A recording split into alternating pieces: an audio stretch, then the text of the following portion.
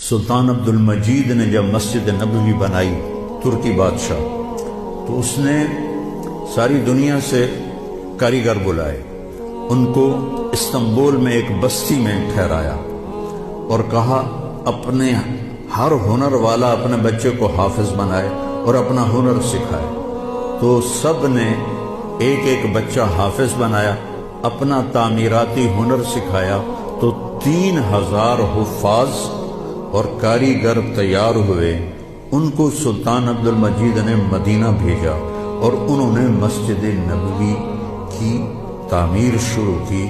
سارا ہر پتھر پہ قرآن پڑا ہوا ہے، جو پرانی مسجد ہے۔ اور جب کوئی پتھر رکھتے تھے اور وہ تھوڑا بڑا ہوتا تھا تو وہاں نشان لگاتے، وہاں بھی تراش سکتے تھے تیشے کے ساتھ، نشان لگاتے۔